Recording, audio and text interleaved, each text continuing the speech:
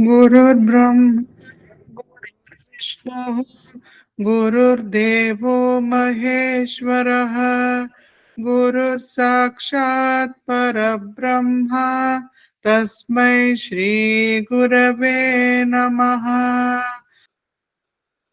Sashtanga Pranams at the lotus feet of my Karana Guru, Sri Narsimha Prabhuji, founder of Light of the Self Foundation, and Sashtanga Pranam of all the Atma Jyotis. So today we are going to discuss free will and self-inquiry. So when I was pondering over this subject, I remembered how when Ramana Maharshi left home after he became established in the self, when he was just a 17-year-old boy, he left a note for his family. So in the note he said, "This has left home on a virtuous pursuit at the call of the father." Father, he is referring to Arunachala, and he continues the letter and says, "No search need be made for this, and there is no personality left to sign the letter because Bhagavan is now established in the self and is no longer identifying with his body, mind, and intellect. So he just draws a line at the end of the letter in the place of a signature. So though he left this letter and he went away to Tiruvannamalai, naturally no family is going to keep quiet. So a search was constantly being carried on, word of mouth. People who would ask in different places, his uncle, his mother, relatives would ask, "Our Venkatraman, somehow he went away. We don't know where he is. Have you seen a 17-year-old boy, 18-year-old boy, 19-year-old boy?" The age would go on increasing. 3 years, they have not found it. And Bhagwan is in Tiruvannamalai. He is established in the self. He is immersed in bliss. He is awake. He is aware of whatever is happening around him. But the bliss is so absorbing that he is just sitting there with his eyes closed. He is not taking care of his body. He's just wearing a loincloth. Somebody feeds him, he eats. Otherwise, he's not bothered. He hasn't taken a bath in days. His hair has grown long and matted. His nails are long and curled over. And one day, his uncle gets to hear there is this boy. They say his name is Venkatraman. He's there in Tiruvannamalai. Why don't you come and see? It's about 3 years after Ramana has left Madurai, where he was staying with his uncle. So his uncle comes and sees, and he sees this boy, and he does recognize, in spite of all that change that has happened, there's a radiant face, and he says, "Yes, this is Venkatraman." But he's unsuccessful at the time. Bhagwan is not talking to anybody. He's not interacting, not because of any Mauna Vrata, but only because he's just immersed in that bliss and he doesn't want to talk to anybody. So the uncle is not able to persuade him. He goes back, and Alagammal, Ramana Maharshi's mother, comes to Tiruvannamalai.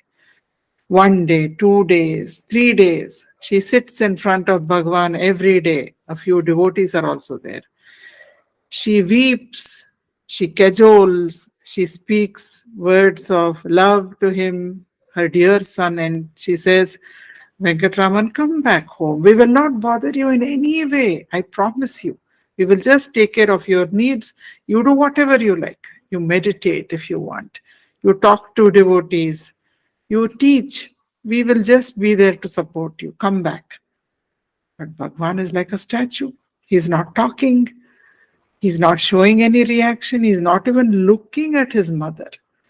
So then the devotees who are sitting there are feeling bad because they don't like to see his mother in so much distress. So one of the devotees gives a paper and a pen to Bhagwan and says, "Bhagwan, why don't you at least write an answer to your mother? If you don't want to talk, it's fine." So Bhagavan writes an answer, and this answer, at the superficial level, it is a reply to his mother, and at a deeper level, it is it's prescribing a way of life for all of us. So Bhagavan says, the ordainer controls the fate of all souls. Whatever is destined to happen will happen, whatever you may do to prevent it. And whatever is destined not to happen will not happen, however hard you try. The best course, therefore, is to remain silent. So he's telling his mother, I'm destined to be in Tiruvannamalai. There's no use if you talk and cajole and I talk to you, still I am destined to be here and I will continue to be here. Therefore, it is best for both of us to remain silent. Yes, but what is the inner meaning? Bhagavan is saying, whatever is destined to happen in life is going to happen. But you can inside remain quiet. The mind can remain silent without reacting to everything that happens. So the main thing that is causing us turmoil and suffering in life is that any situation that manifests, something that I don't like if it comes up, someone I love passes away, someone I love is very ill, or I lose a job, or I take a pay cut, or something like that, immediately I react against it. I don't want it to happen. So it causes me misery. Or something that I want has happened. I got a wonderful job, or I built a beautiful house. So anything that I like, it has happened, but it is not going to stay like that forever, right? Life keeps changing. So when life changes, if I try to cling on to something which I like, but it is going to pass beyond my control, that also causes me misery. So this push and pull, like and dislike that's operating inside us, that is creating this trouble for us. So instead of reacting, if we remain silent inside, but we do whatever needs to be done externally in response to the situation, Bhagavan says you'll be free from suffering, be a witness, be silent inside. Instead of that mental constant chatter that is going on, if you are silent inside, then you will realize that you are bliss, you are peace. So this is the inner meaning of the reply that he wrote to his mother. And I have great reverence for Bhagavan. I have great reverence for his teachings. But somehow this one sentence that my life is predestined, whatever happens is predestined, that was getting stuck in my throat. I was not able to come to terms with it, come into alignment with it. And I was struggling. I voiced my dilemma in front of Prabhuji. And then Prabhuji said, karma acts in two ways in everybody's lives. And this explanation that he gave me, which I'm going to share with you, that made everything extremely clear to me. So Prabhuji said, karma will manifest in your life externally through situations that keep happening in your life continuously, and through relationships that you have with the people around you. So whatever the mind labels as good or bad, situations, relationships, they are the result of your past deeds. That is what Bhagavan said. The ordainer controls the fate of all souls, dictated by their past deeds. So that will dictate what circumstances will come, what relationships will come. And if you think that you have free will, Prabhuji said, for instance, today I'm wearing a blue dress and I decided to wear a blue dress, so that I thought this is my free will. Instead of red, I'm wearing blue. Instead of coffee, I drank tea. Instead of watching a TV serial, I'm recording this video. So I thought this is all my free will. But Prabhuji said, inside you, the mind that is making choices is a conditioned mind. It is completely controlled by a software program that is made up of all your vasanas of this lifetime and all your past lifetimes. These vasanas are there inside you as like and dislike. So they make the choices. Sometimes these vasanas can be helpful, and sometimes these vasanas can be detrimental to the purpose that you want to achieve in any task or in your life. So, since you have situations and relationships manifesting outside as a fruit of your karma, and inside the vasanas, the software package, the vasanas, the impressions that are there in your mind, made by the experiences that you go through, by the memories, by the learning, by society, by all the people around you, by books you read, and so on. So these impressions will keep controlling how you behave, how you think, how you feel, what choices you make. So, this, if we look at karma in this way, if we look at destiny and free will in this way, then every choice I make is a conditioned choice. My vasanas are already dictating it. So the software program is controlling it. Then where is my free will? How much free will do I have? So what Bhagavan said is right. My free will comes to maybe 0.0000000. I don't know how many zeros will come after the point. So if at all, some very, very small amount of free will, which is negligible. And vasanas are formed very fast. We may think, what's so great about vasana? So I just have a short exercise that we can do. We all know Roman numerals, right? So I always tend to get a little confused with Roman numerals. So when I ask you to write a certain numeral, you can write it on your paper or you can just write it in the air also. So can you just write the Roman numeral 3? Is this right? So this is Roman numeral 3. How about 5? This is Roman numeral 5. Can we write 10 now? This is Roman numeral 10. Now, the challenge that I'm posing is, by adding just 2 lines and erasing nothing, can I convert Roman numeral 10 into 6? Is it possible? Just 2 lines. Okay. So this is 10. Now I added 2 lines and it reads as 6, SIX 6. If you noted carefully, I did not say, can you convert it into Roman numeral 6? I know it's a trick. Okay. So I said, can you convert Roman numeral 10 into 6? So what are the 2 lines? I added a curved line in the form of S, and then I added a straight line in the form of I, and then it became 6. So because we started the exercise by talking about Roman numerals and writing Roman numerals, in the span of just a few seconds, we may have taken 30 seconds for this, or maybe a minute. In that short span, my mind already got conditioned into thinking only of Roman numeral 6 as the answer. So this is how quickly vasanas or conditioning is formed. So in Guru Vachaka Kovai, in Shloka 115, Bhagavan says, what are vasanas? So you're swimming in the river of samsara.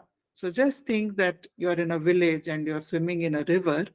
Village is a very close-knit community, and there are mischievous boys running up and down on the bank of the river. So if you want to get out of this river, those small boys, naughty boys, they come and push you back into the water. And then they laugh also as they push you inside, because for them it's a prank. So you're not able to get out of the water. So in this river of samsara, you want to get out of that. Don't want that suffering. You're tired of that suffering. But the minute you try to get out of it, your vasanas will push you back in or pull you back inside. So that is how they keep impeding us. So in Shloka 616 of Guru Vachaka Kovai, Ramana says, what are vasanas? What is samsara? So the river of samsara, is it somewhere outside? No, it is inside you. It is your own chitta.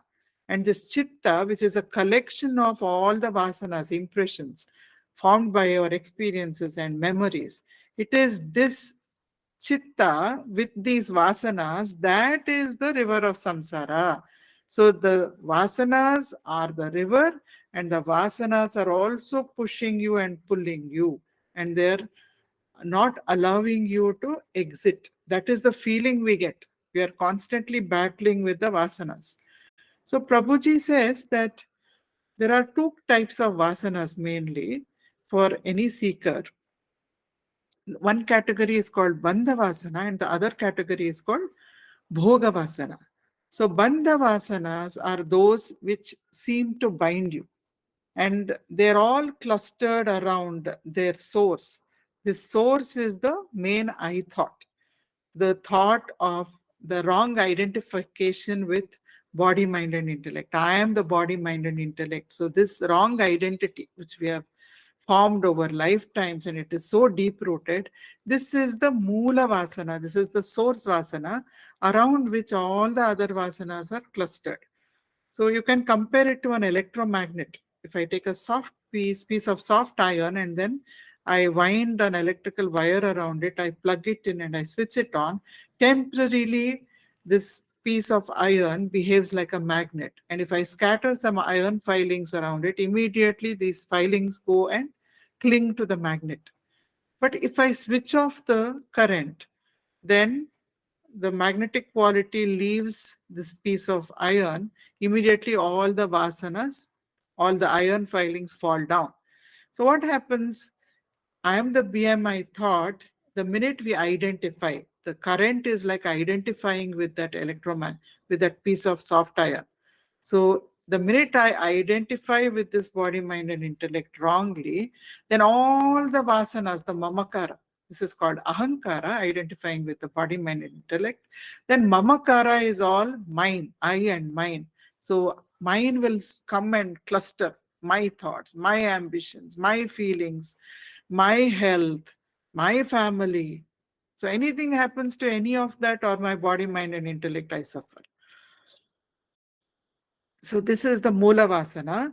Bhagavan says, just like you switch off an electromagnet, if you stop identifying with the body, mind, and intellect, immediately all the Bandha Vasanas which were making you suffer, they fall away. They no longer bind you. So just one Vasana you root out, all the other Vasanas are gone. So we'll just look at a very entertaining story. There were two astrologers and they were best friends. So they were very good at predicting the future. They sat down one day and they wanted to see what they will become in their next life. Both of them were quite old. Then one astrologer predicted, I'm going to be a buffalo. And then the other astrologer said, I'm going to be a small mosquito.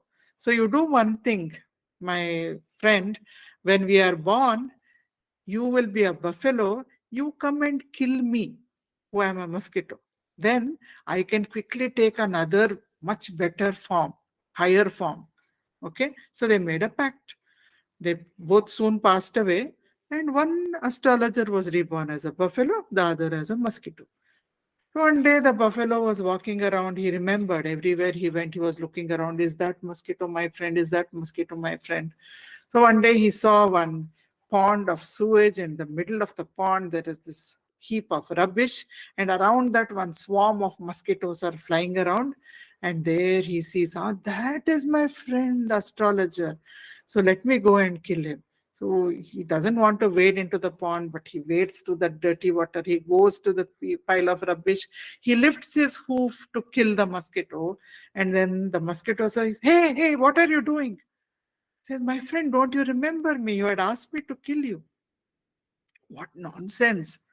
We might have made a pact in our last life. I don't care. Look at my beautiful home.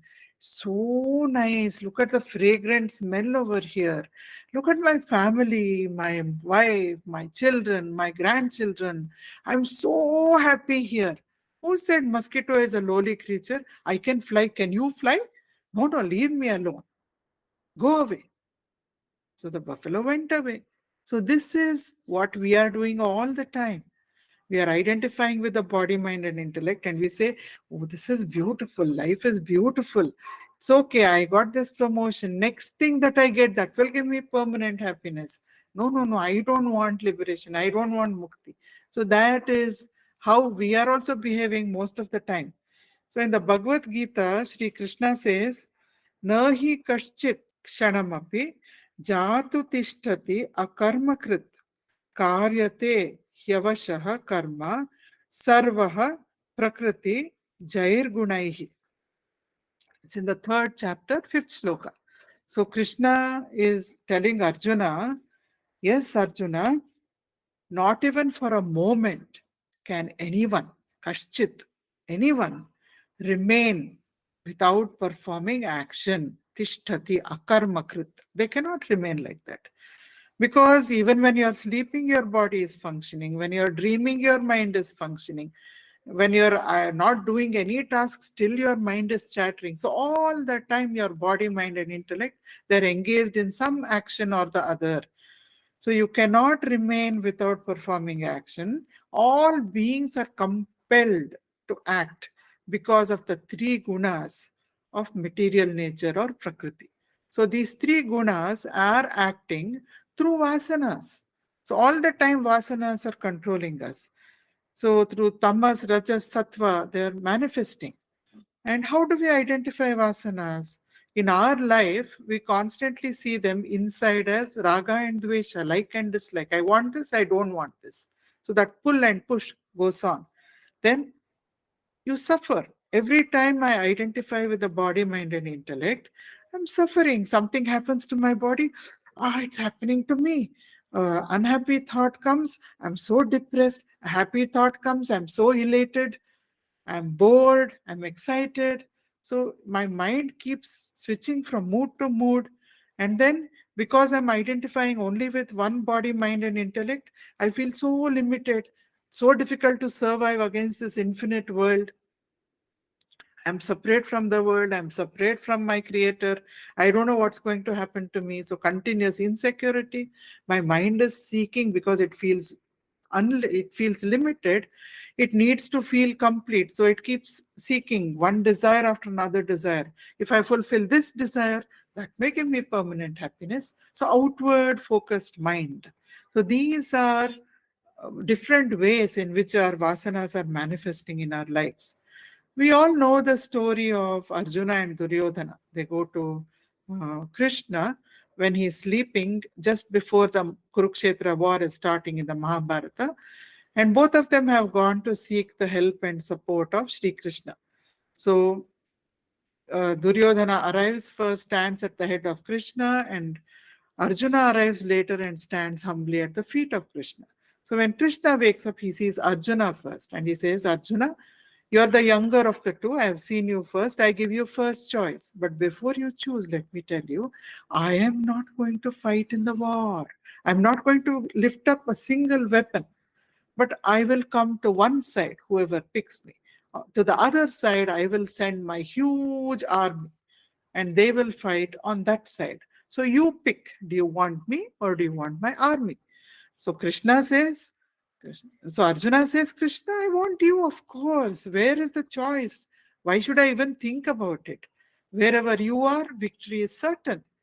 So I want you. And then Duryodhana is very happy. He says, Krishna, give me your army. Give me your army. I'm very happy. Why are we listening to this story?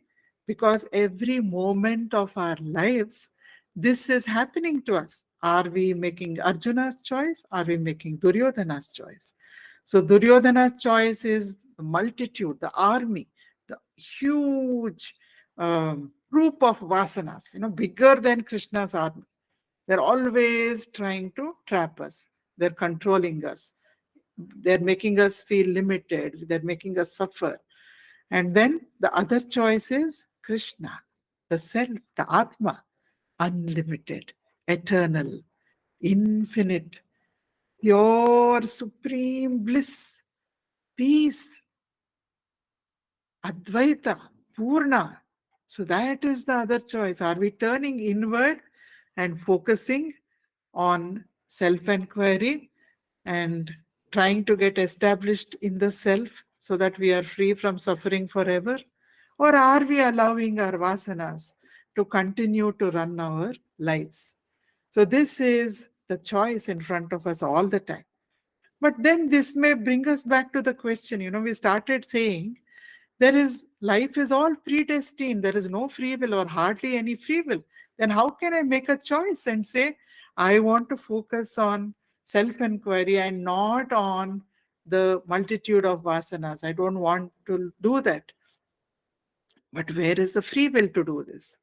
So for this, Bhagwan gave a beautiful answer to his devotee called Devraja Madhulayar.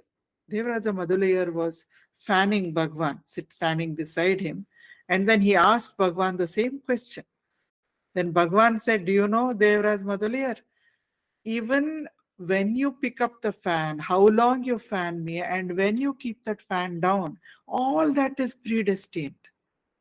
But you have one choice. You have free will. And what is that free will? That free will is to get established in the self. That is the free will that you have. So the only free will you have, the only choice we have is to turn inwards and seek self-knowledge and to get established in the self. So this is the free will that we can all exercise if we want. And how do we do this self-inquiry? So I will end by a small story from Ramana Maharshi's life.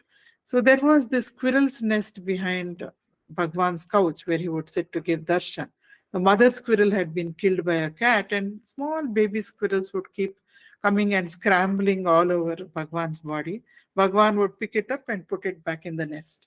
So he told a devotee, see, this is how you do self-inquiry. Every time your mind moves outward and it starts identifying with some vasana related to I am the body, I am the mind, I am the intellect, gently disentangle the mind, take it back to the source by asking, who am I? So continuous disentanglement from this wrong identity and continuous focus on the self. This is what Atma Vichara is all about. And this is what will take us from limited feeling, insecurity, from suffering, from fear, from outward focus to total bliss and peace. So to do this, Sri Prabhuji has given us a Maha Mantra. I will chant it for you. ನಾನು ನಾನೆಂಬುದು ನಾನಲ್ಲ, ಈ ದೇಹ ಮನಬುದ್ಧಿ ನಾನಲ್ಲ, ಸಚ್ಚಿದಾನಂದಾತ್ಮ ಶಿವನಾನು ನಾನೇ, ಶಿವೋಹಂ ಶಿವೋಹಂ ಶಿವೋಹಂ. I am not the body, I am not the mind, I am not the intellect. I am pure consciousness. I am auspicious, I am Shiva. So this, we have to always keep it at the background of the mind. Whenever the mind tries to engage in the middle of our task, whenever we have time, pull the mind back to the witnessing state. I am the seer, I am the witness. I am not the body, mind, and intellect. I just am. So go back again and again and again and hold on to that thought. I am unlimited, I am eternal, I am Purna, I am complete.